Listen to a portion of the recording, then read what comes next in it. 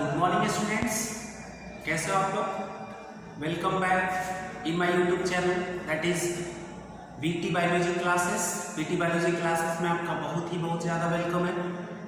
आज मैं क्लास 12 का एक सबसे इम्पॉर्टेंट चैप्टर स्टार्ट करूँगा जिससे बोर्ड एग्जाम में बहुत ही ज़्यादा क्वेश्चंस पूछे जाते हैं।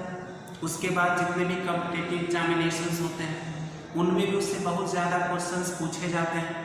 ये चैप्टर समझो आप बैकबोन ऑफ बायोलॉजी है, यानी कि इसके बिना बायो क्या है, अधूरा है।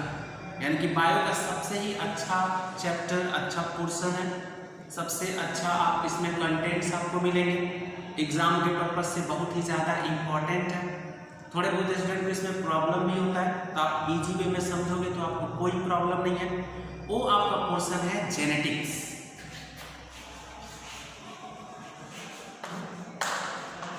वो आपका पोर्शन क्या है, जेनेटिक्स। जेनेटिक्स में आपको 3 चैप्टर्स पढ़ने होते हैं। जेनेटिक्स में फर्स्ट चैप्टर है principle of heredity and variation. Principle of heredity and variation first chapter है। सेकेंड है molecular basis of inheritance and third chapter name is evolution.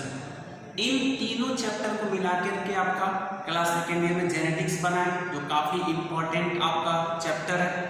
Genetics होता क्या है, ये ब्रांच है साइंस का ऐसा ब्रांच जिसमें हम हेरेडिटी और वेरिएशन के बारे में स्टडी करते हैं। हेरेडिटी एंड वेरिएशन के बारे में स्टडी करते हैं। वो ब्रांच क्या है, जेनेटिक्स है। Genetics is the branch of science which deals about the study of heredity and variation। heredity और variation के बारे में जिस ब्रांच में हम स्टडी करते हैं वो क्या है, जेनेटिक्स है। And Gregor John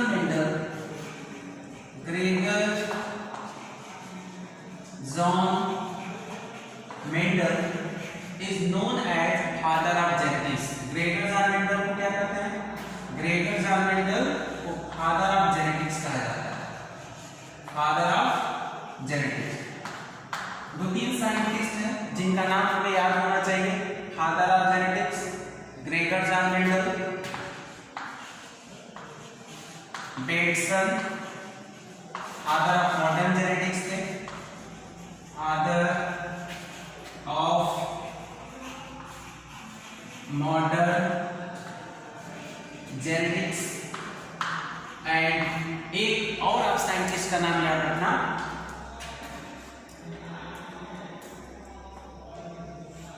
TH. Morgan.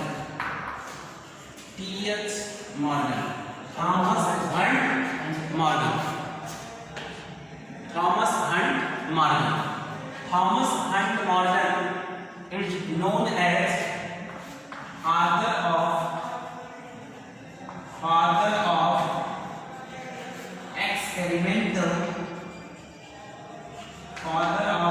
Experimental genetics. So इन 3 साइंटिस्ट का नाम आप याद रखना। Father of genetics Gregor John Mendel आपको याद होना चाहिए। Father of modern genetics Bateson आपको याद होना चाहिए। TH. Morgan, T means Thomas, H means Hunt, Morgan.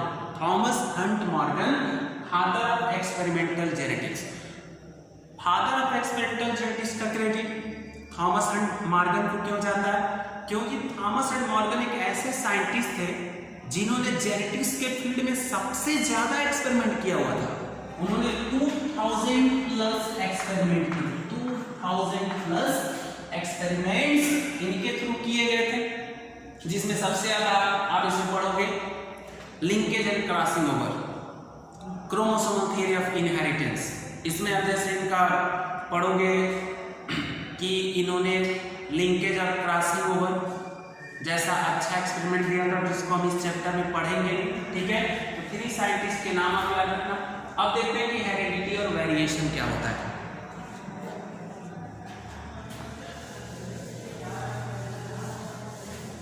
Heredity and variation. Heredity और वेरिएशन का मतलब क्या होता है। Heredity means transmission of transmission of parental character, transmission of parental character into their offsprings or progeny, into their offsprings or progeny. Parent के hereditary character का उनके offspring, progeny या इंडिविजुअल में ट्रांसमिट होना ही क्या होता है? Heredity. Heredity means parental character का उनके नेक्स्ट जनरेशन में, नेक्स्ट जनरेशन को हम ऑफस्प्रिंग भी बोल सकते हैं, नेक्स्ट जनरेशन को हम प्रोजेनी भी बोल सकते हैं, नेक्स्ट जनरेशन को हम इंडिविजुअल भी बोलते हैं। तो पेरेंट के हेरेडिटरी कैरेक्टर का उनके ऑफस्प्रिंग में ट्रांसमिट होना ही क्या होता है? हेरेडिटी। वेरिएशन क्या होता है? Variation means the differences among the population or organisms. जो भी ऑर्गेनिजम्स होते हैं या फिर जो पॉपुलेशन होता है, सो ऑर्गेनिजम्स के बीच में डिफरेंसेस देखने को मिलता है। देखते हो जितने भी ऑर्गेनिजम्स होते हैं सभी आपस में डिफरेंट होते हैं। अगर 10 पर्सन की बात करो, 10 लोगों को एक पास खड़ा कर दिया जाए तो सभी एक दूसरे से क्या है? डिफरेंट है। There are many varieties of plant, many varieties of animals इस अर्थ पे क्या है? प्रेजेंट है। सब एक दूसरे से डिफरेंट है। सो ऐसे करके सभी ऑर्गेनिज्म एक दूसरे से क्या होते हैं? डिफरेंट होते हैं। एक पॉपुलेशन में आप जाके ऑब्जर्व करो, सभी एक दूसरे से क्या होंगे? डिफरेंट होंगे। सो वेरिएशन में क्या होता है? ऑर्गेनिज्म के बीच में, पॉपुलेशन के बीच में जो डिफरेंसेस होता है वो डिफरेंसेस से क्या होता है? वेरिएशन होता है। और वेरिएशन कॉमनली सेक्सुअल रिप्रोडक्शन के कारण होता है। Sexual reproduction cause variation. Variation को कौन कॉज करता है भाई? सेक्सुअल रिप्रोडक्शन कॉज करता है। सेक्सुअल रिप्रोडक्शन क्यों कॉज करता है? क्यों नहीं ये सेक्सुअल रिप्रोडक्शन करता है? ये सेक्सुअल रिप्रोडक्शन भी करता है, बट अगर म्यूटेशन हुआ तो, बिकॉज ए सेक्सुअल रिप्रोडक्शन के जो ऑफस्प्रिंग होते हैं वो अपने पेरेंट्स के एग्जैक्ट कॉपी होते हैं। They are morphologically and genetically similar as their parent. वह जीन के बेस पे, morphology means about external structure, तो एक्सटर्नल स्ट्रक्चर के बेस पे, जीन के बेस पे वो क्या होता है? एग्जैक्ट कॉपी होते हैं। इसीलिए ए सेक्सुअल रिप्रोडक्शन के जो ऑफस्प्रिंग होते हैं उनको क्लोन कहते हैं। क्या बोलते हैं? Clone. What is the offspring of sexual reproduction? Not called clone. लेकिन सेक्सुअल रिप्रोडक्शन के ऑफस्प्रिंग को क्लोन नहीं बोलते हैं, क्योंकि सेक्सुअल रिप्रोडक्शन में 2 पेरेंटल बॉडी इन्वॉल्व होते हैं। एक मेल होता है, फीमेल, दोनों 2 तरह के गैमेट को बनाते हैं और दोनों गैमेट आपस में फ्यूज करते हैं, फर्टिलाइजेशन होता है, जाइगोट बनता है और जाइगोट एक न्यू इंडिविजुअल के रूप में डेवलप होता है। 2 पेरेंटल बॉडी का मिक्सिंग हो गया तो क्लोन होने के चांस नहीं है। जेनेटिकली, मॉर्फोलॉजिकली सिमिलर नहीं है। हम लोग अपने पेरेंट्स के हूबहू कॉपी नहीं होते हैं, डिफरेंट होते हैं। बट ए सेक्सुअल रिप्रोडक्शन में जो ऑफस्प्रिंग होते हैं वो अपने पेरेंट के एग्जैक्ट कॉपी होते हैं। अमीबा अगर 2 डाटर सेल में डिवाइड होगा तो जो उसके डाटर सेल होंगे अमीबा के जैसे दिखाई देंगे। यूग्लिना में भी वही होगा, पैरामीशियम में होगा, बैक्टीरिया में होगा। तो ए सेक्सुअल रिप्रोडक्शन के थ्रू जितने भी ऑर्गेनिज्म प्रोड्यूस होते हैं वो अपने पेरेंट के एग्जैक्ट कॉपी होते हैं। उनमें और उनके पेरेंट में कोई डिफरेंस नहीं होता है। बट ए सेक्सुअल रिप्रोडक्शन में अगर म्यूटेशन होता है तो म्यूटेशन के कारण वेरिएशन देखने को मिल सकता है। म्यूटेशन क्या है? The certain change in the sequence of jeans.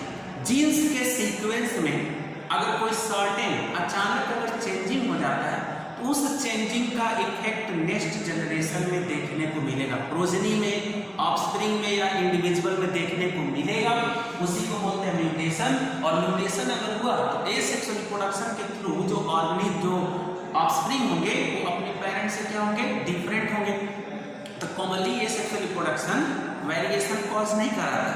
But अगर म्यूटेशन हुआ जिसको उत्परिवर्तन करते हैं और यूवी रेडिएशन के कारण म्यूटेशन के सबसे ज़्यादा चांसेस होते हैं, उस कंडीशन में ऑफस्प्रिंग डिफरेंट हो सकते हैं। इस चैप्टर में सबसे पहले हम मेंडल्स लॉज पढ़ेंगे। मेंडल जी का सबसे ही ज़्यादा इंपॉर्टेंट रोल था जेनेटिक्स के केस में। मेंडल जी ने सबसे पहले न्यू रखा था। तो इसमें हम सबसे पहले पढ़ेंगे मेंडल्स एक्सपेरिमेंट। क्या पढ़ेंगे हम? Mendel's experiment. अब देखो, मेंडल जो थे वो एक बायोलॉजिस्ट नहीं थे। मेंडल एक बायोलॉजिस्ट नहीं थे, वह एक बहुत ही अच्छे मैथमेटिशियन थे। वो अपने लाइफ में प्रोफेसर के पद पे भी काम कर चुके थे। बाद में वो एक चर्च में पादरी हुए। अचानक वह अपने गार्डन में डेली वॉकिंग करने के लिए जाते थे। अचानक उनका एक दिन ध्यान गार्डन ट्री प्लांट की तरफ पड़ा, जिसको हम पाइसम सटाइवम कहते हैं। गार्डन ट्री प्लांट का बॉटनिकल नेम क्या है? Pisum sativum. So Pisum sativum garden tree plant का, Pisum sativum garden tree plant का बॉटनिकल नेम है।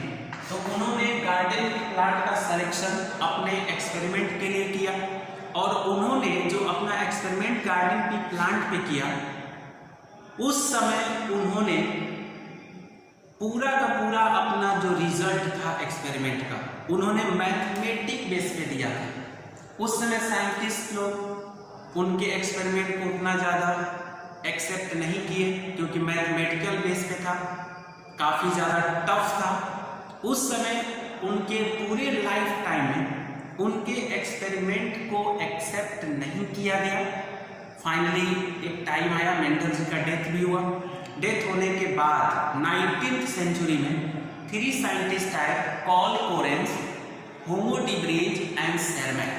तीनों साइंटिस्टों ने मिल करके दोबारा मेंडल के लॉज को आगे किया, उन्हें हाईलाइट किया न्यू मेंडलिज्म के फॉर्म में।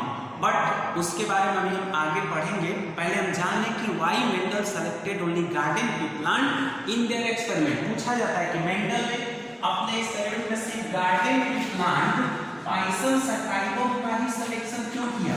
बहुत से प्लांट उनके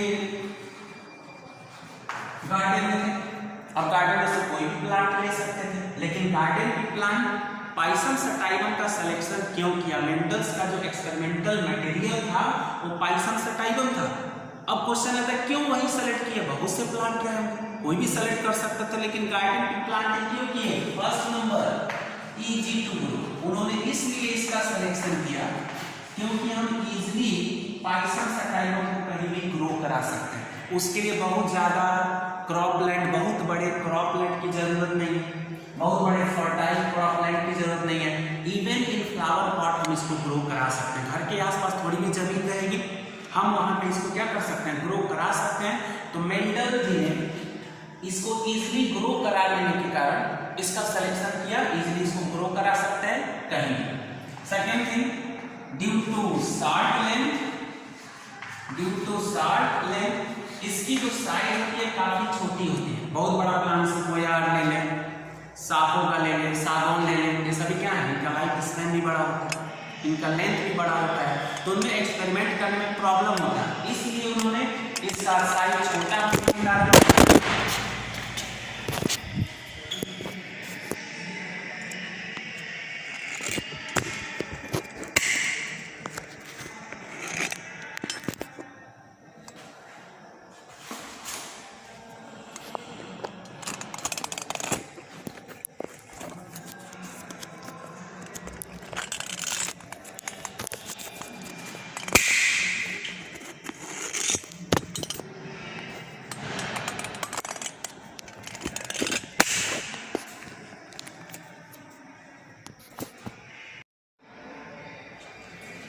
उसका साइज छोटा होने के कारण उन्होंने क्या किया? इसका सिलेक्शन किया। थर्ड नंबर, जो पी प्लांट होता है उसमें बाइसेक्सुअल फ्लावर होता है। बाइसेक्सुअल फ्लावर मीन्स ऐसे फ्लावर जिनमें मेल और फीमेल दोनों पार्ट प्रेजेंट हो, उसको हम बाइसेक्सुअल फ्लावर कहते हैं, या हम उसको हर्माफ्रोडाइट फ्लावर कहते हैं, हर्माफ्रोडाइट फ्लावर कहते हैं। और ऐसे फ्लावर में सेल्फ क्रॉस और सेल्फ पॉलिनेशन, क्रॉस पॉलिनेशन दोनों ही पॉसिबल है, जिसके लिए उन्होंने इसका सिलेक्शन किया। इमैस्कुलेशन करा करके हम इसमें क्रॉस पॉलिनेशन करा सकते हैं। मेंडल ने सोचा इसमें बाइसेक्सुअल है तो सेल्फ पॉलिनेशन होगा ही, लेकिन हम इमैस्कुलेशन के द्वारा क्रॉस पॉलिनेशन भी करा सकते हैं। इमैस्कुलेशन क्या है?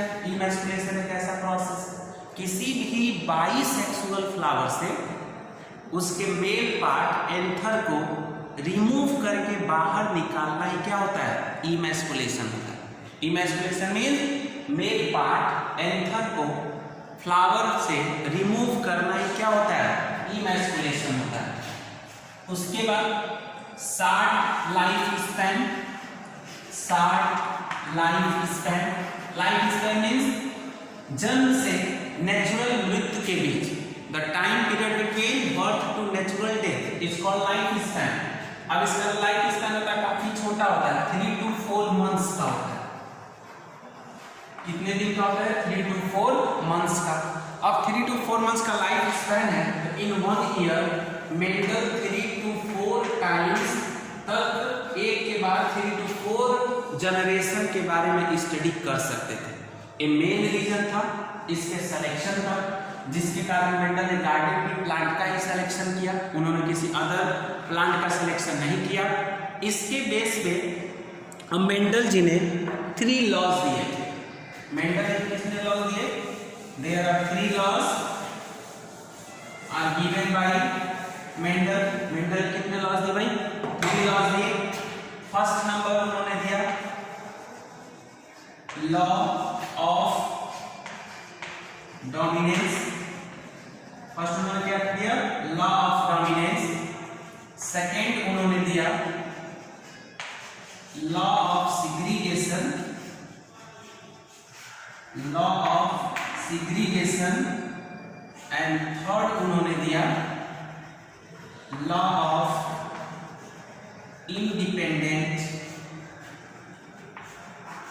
Law of independent assortment. So Mendel ने 3 लॉज दिए और मेंडल के थ्रू जो लॉज दिए गए थे उनको मेंडलिज्म कहते हैं। उनको क्या कहते हैं? Mendelism. The laws given by Mendel called Mendelism. तो मेंडल ने 3 लॉ दिया था।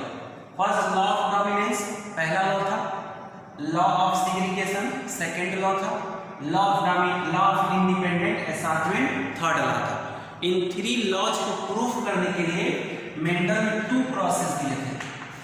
First monohybrid cross, second number dihybrid cross. So अपने 3 लॉ को प्रूफ करने के लिए मेंडल क्या दिया था? 2 तरह के क्रॉस किए थे, monohybrid cross and dihybrid cross. दोनों क्रॉस के बेस पर उन्होंने अपने पूरे लॉ को क्या किया था? प्रूव किया था। अब इसके बारे में अपने नेक्स्ट वीडियो लेक्चर करेंगे। ये आपके लिए एक छोटा सा इंट्रो था, चैप्टर का स्टार्टिंग था। आप चैनल सब्सक्राइब करिए ताकि आपको टाइमली अब इस चैप्टर का हर एक वीडियो मिले, ताकि आप उसका बेनिफिट उठा सको। So please subscribe, like and share my channel and please join us. हम लोग को ज्वाइन करिए हमको, हमारे चैनल को, ताकि आपको अच्छे से हर एक टॉपिक का वीडियो मिल सके। Now thank you, have a nice day.